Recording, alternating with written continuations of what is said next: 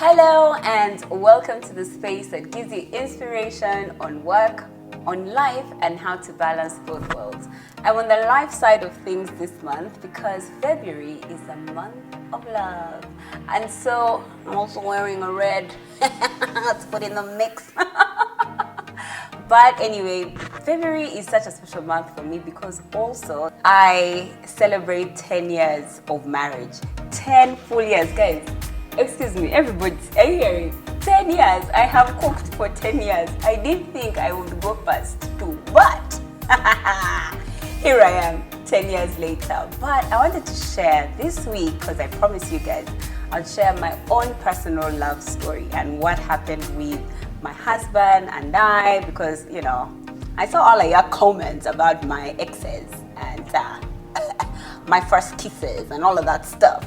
But I want to share my history with Brian. I met Brian in 2008. I was on campus, first year of campus. At around that time, because what was going on around my life in that time was, one, I was still hawking juice, especially at MTN, because that one I remember really well.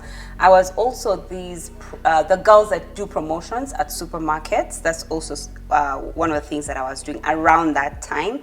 The third thing that I was doing around that time was I was selling things like airtime, phone accessories, because we had just started understanding phones. Like the Chinese had started sending us some really, really cheap phones.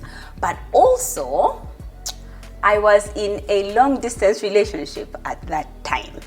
Now,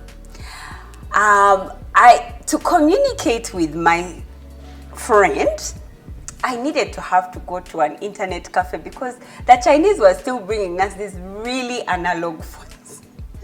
The Nokia 3310. For everybody who knows a Nokia 3310, please write in the comment section, put up your hand, and let's recognize each other and how old we are. There were things like Motorola's. Do you remember them? The Motorola. And then, like, especially the boys on campus, like when they were so rich, like they would have the Chilong one, which would look like a radio call. You remember those ones? And then, like, if your boyfriend was like super rich, because like I would see the guys like in MTN, they were holding Blackberries. But all of those were all analog as in when we look at the smartphones of today, those phones were such analog. Now you couldn't send an email. The best you could do was send an SMS. And to send an SMS to a person outside countries, you know how love is. That you want to express yourself. So an SMS of I don't know how many characters. You just needed to send an email, right? And it was so expensive to even just send an SMS abroad. These things of bundles, I hear MTN giving you free SMS. Those things never used to happen. Anyway, so I have this boyfriend. It's a long distance relationship, and the only way I could communicate via email, actually that was the only way. There was no Facebook, nothing. There was no WhatsApp. Dukely. So the only way we could communicate was via email. Now, in fact, Gmail had just come. All of us knew Yahoo.com.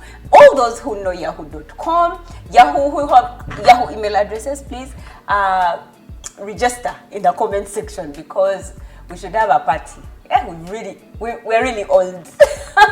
So anyway, Gmail had just come. So I would write him emails and, would write back to each other. So there was this particular internet cafe that I used to go to. It was in Wandegea.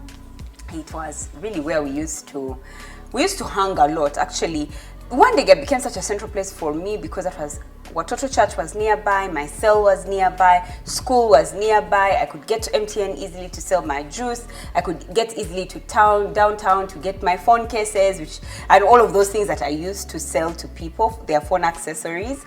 So Wandegea was such a central place. So there was this particular internet cafe. Now, this internet cafe had a group of boys that were friends. One of the boys happened to be Brian Mulondo. So this part of the story that I'm telling you is really Brian's side of the story, because he says that was the first time he saw me. Now for me, why am I telling a bit of his side of the story? It's because a few months or a few weeks later, I don't know, something happened such that He and his group of guy friends were going to Nairobi in an acting group, and the bus was parked right outside this internet cafe because they had come to pick them up. Now, I had just come from inside the internet cafe sending my emails or whatever, and then it so happened that his friends, his group of guy friends, were friends to this other clique, and they had come together to form this drama group. And so I knew some of the people in the group, especially the other second group. So one of the ladies that I met, Diane Komunda, finds me. She's like, "Hi, how are you, darling?" Eh. And then she goes like, "Oh," I ask her, "So what's going on? What's with the bus?" She's like, "Oh, we're now way to Nairobi." I'm like, "Really?" She's like, "Yeah, it's just 50,000. I'm like, "What? I'd never gone abroad in my life." I said, "You mean I can go abroad for 50K? Me? Today. I said, "I don't have a passport." She's like, no. When we get to the border, we'll do travel documents. I said, "So you mean if I come, like, just now, 50,000, I can go abroad?" She said, "Yes." Guys, I hurried up, went to my hostel, got a bag. Yes, because such a tomboy. So I just got a bag. I didn't even put a towel, didn't put nothing, didn't put toothbrush, nothing. I just put, I don't remember what I put, but I just know by the time I reached Nairobi, it's like I'd done nothing. Anyway, I came with my 50,000. I entered the bus. I sit in the bus. I'm like, me, I'm going abroad. Me, the daughter of Agnes Rutain City. Yeah, I'm going abroad today. Today is my day to leave this country of UG. So I sit in the bus. I'm there in the bus. And then there's this tan boy who's helping people with suitcases. What? Of course, I'm looking down at the suitcases. I'm like, but these people, where are they going? But because me, I just had a backpack, right? So anyway, they're packing suitcases. He's removing charcoal, putting charcoal. So anyway, he just turned to look up. And I was like, oh my gosh, he's such a cute tan boy. I was seated by the window. I was like, oh my gosh, he's such a cute tan boy. Too bad he's a tan boy. Because anyway, for me, first of all, my boyfriend was abroad. To talk to him, I needed an email. As in, I was too expensive for a tan boy. Anyway, we're there shouting. Now, the tan boy comes into the bus, and I see him, and I'm like, yo, he is so cute. But look at him. He's so unmanaged. His shirt, you unbutton shirts and then you pull the shirt up so people can see a bit of your belly. And then his trousers, he had wound them up to here. I was like, hey, but this tan boy, he's so cute. I wish he could just dress up nicely. Then I just had a voice say he's the one you would get married to. It's like, wait, who said that? Who said that? Who said I'm going to get married to that tan boy? Why am I the one who gets married to that tan boy? Lord, why would I be the one that you choose? Why would you choose? Didn't you see the one that I am dating who's abroad? Excuse me, he has an accent. He comes from a rich family. You've chosen for me that tan boy. Wow, Lord, wow. Anyway, immediately he comes into the bus. Those are the thoughts that are going through my mind. And then he says, I know you. And he said,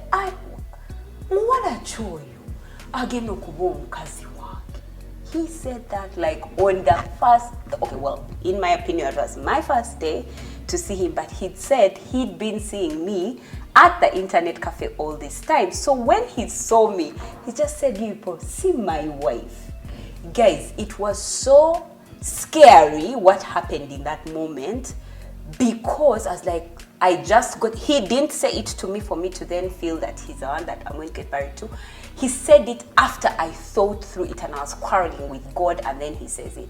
And I remember thinking to myself, we laughed about it, because now I realized, well, he's not the tan boy, because now everybody was calling him Brian, and but he was speaking Luganda. And when I would look through my 10-point program of the guy I want, he wasn't speaking Luganda. Huh? And now this one, all he was speaking was, people would be speaking to Brian in English, and Brian would reply in Luganda. And I kid you not, his convo was interesting, because now he started to make fun. What? His convo was really interesting, like annoyingly interesting, and I was laughing. Have you guys seen me with Brian on like Ride with the Mulondos? I don't stop laughing. Actually, that's one remedy for women, just laugh at your man's jokes, even if they're not funny, just laugh. Anyway, we'll talk about that. No, let me not preempt it. Anyway, his jokes like just threw me, like I laughed. Then I somehow, the person who I was seated next to gave him the place to sit. He came, he sat next to me. Brian and I talked and laughed and talked and went to Nairobi, and it was an acting, like I said, it was an acting trip. And I remember that one of the things that I had told God that I wanted in a man was a man that was God-fearing. And I realized on our bus ride that Brian wasn't saved, he wasn't born again. So I remember asking God, I'm like, but God, like, surely, one of the things that I said is I wanted a man that knows you, that has a relationship with you. Why are you giving me someone that doesn't know you? Now, we get to Nairobi. The guy who was acting Jesus, unfortunately, has to come back to Kampala unexpectedly. And so they're looking for an actor. And guess who the best actor for that is? Brian, because he had already caught the words. So Brian started to act like Jesus in that drama that that play that we had gone to, that everybody had gone to. I was just going abroad. So there was that they had gone to show people. So he goes to act the part of Jesus. And so remember that I'm here struggling with this thing where I'm saying, God, why would I ask you for a man that loves God, that loves you, and then the guy you tell me is going to be my husband doesn't even have a relationship with you? So Brian asks Jesus one day, and I'm here watching. He asks Jesus one day, and there's at the point of the altar call, Brian says, and if you guys, if there's anyone that would like to give their lives to Christ, come here. Now at that point, usually a pastor comes, because he's an actor, right? So the pastor came to take on the altar call. Brian goes down the stage, because usually he would come to the back with the rest of the actors. I know you guys have seen this stuff, right? Brian comes down the stage, goes round, and comes to give his life to Christ. Guys. And God just looked at me and said, one off, like he was like on a checklist. Like God was like, that one, your number 1 point for God fearing, done. I was like, oh my God. And I saw God over the next 2 years of us dating. I saw God check off like a ton of the things that I had said I wanted in a man that Brian wasn't. And God just checked them off. And the only one that still stands is he has no 6-pack. So I don't know, maybe God will work on it. So so on number 10 there, like the last point 10, 6-pack, Mr. Mulondo hasn't yet reached there. So we had 9 out of 10 right now as we speak with Mr. Mulondo and our love story. So anyway, we come back to Kampala. We've had time to be with each other. I think by the time we left Nairobi, he was like at 3 out of 10. Yes, I realized that he's very well educated. He also spoke English, really good English. I mean, he's been a news anchor. That's how good his English was. But he was funny. He was, actually by the time we left, I realized that he was 4 out of 10 of the man that I want. And when we came back into Uganda, I was then really confused, because remember I was in a relationship, and then here was this guy who God had told me I was going to get married to. And I remember telling Brian that I'm in a relationship, and Brian saying to me, well, that's okay, that's fine, he's the curtain raiser, I am the main guy, and I am the one who's going to come and take this place. And anyway, as life would have it, Brian just stayed my friend. He became friends to all my girls. And then his boys and my girls became friends. Actually, we did like an intermarriage of sorts, to be honest. And so Brian stayed in my life as a friend and watched me go through my long distance relationship, which unfortunately fell apart. And so when it fell apart, even if Brian was there, it so turned out that at that point when my relationship fell apart, he was also in a relationship. Drama. I was also in a relationship, and so just after that time, we decided to navigate through.